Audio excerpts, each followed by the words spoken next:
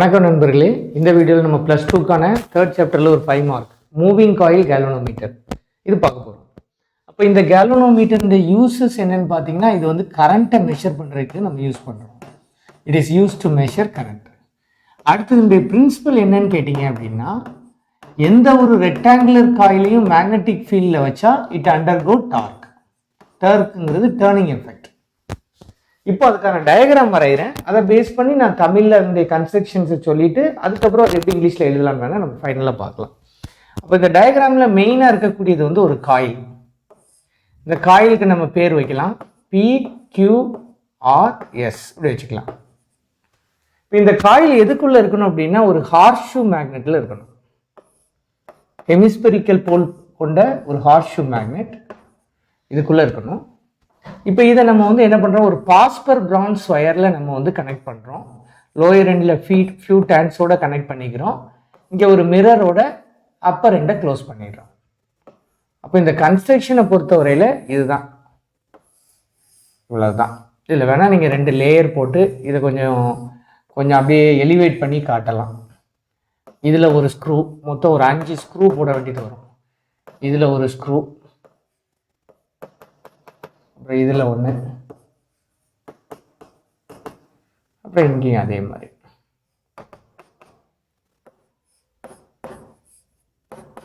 So diagram முடிஞ்சு right. இந்த செட்டப்பில் கரண்ட் இதில் எப்போ வருதோ அப்போ இது அப்படி திரும்பும். ஏன்னா மேக்னெட்டிக் ஃபீல்டில் இருக்கக்கூடிய ஒரு காயில் இட் அண்டர்கோ டார்க். இதுதான் லாஜிக்.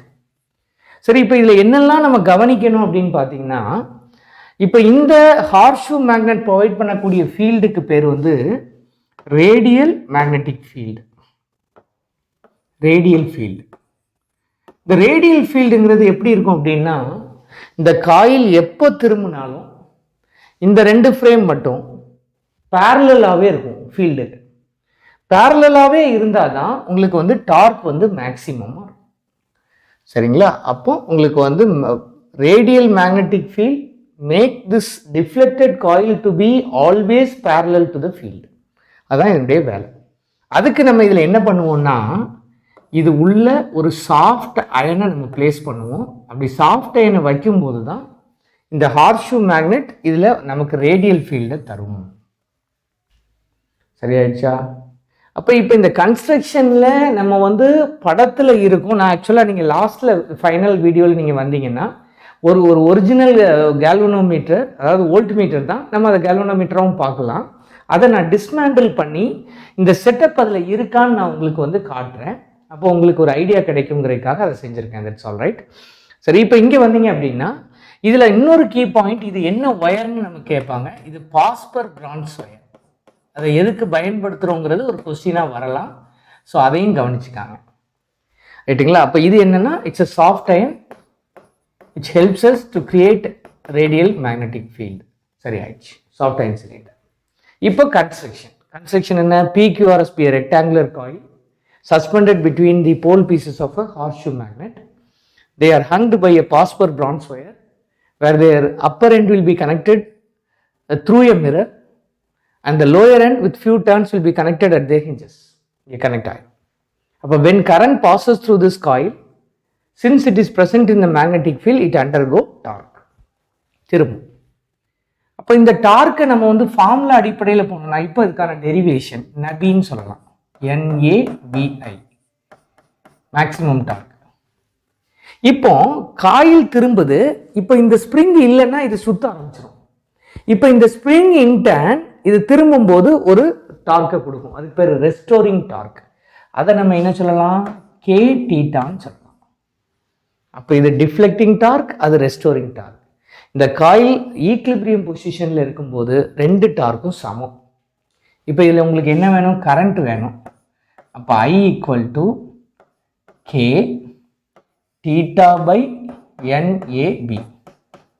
அப்போ இந்த K/NAB அல்லது I ப்ரப்போர்ஷனல் டு தீட்டான்னு வச்சிட்டிங்கன்னா இது எல்லாம் ஒரு கான்ஸ்டண்ட்டாக மாறும்.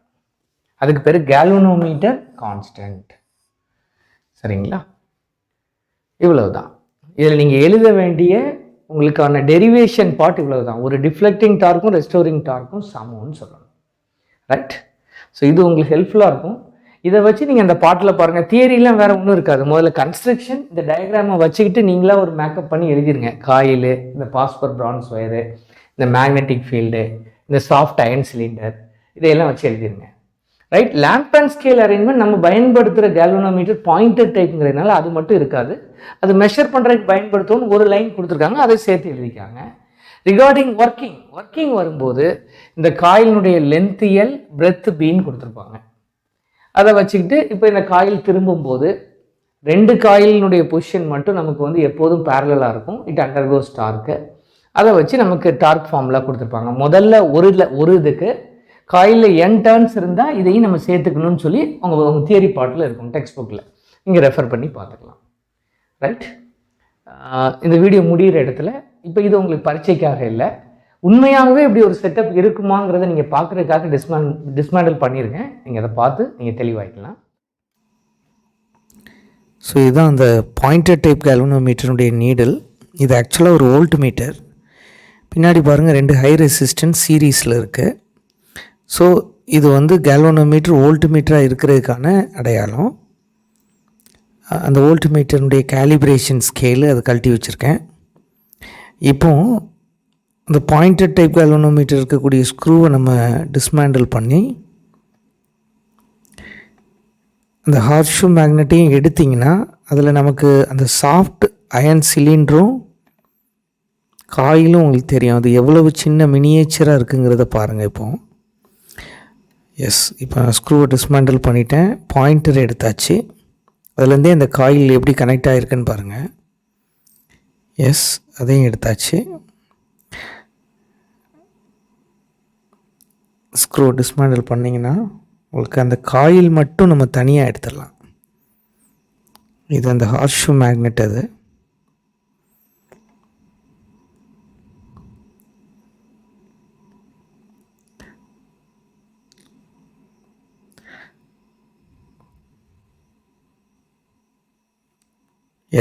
இப்போ இதில் பாருங்கள், இந்த காயில் தனியாக வருது பாருங்கள், அந்த ஹார்ஷூ மேக்னெட்டுக்குள்ளே இருந்து.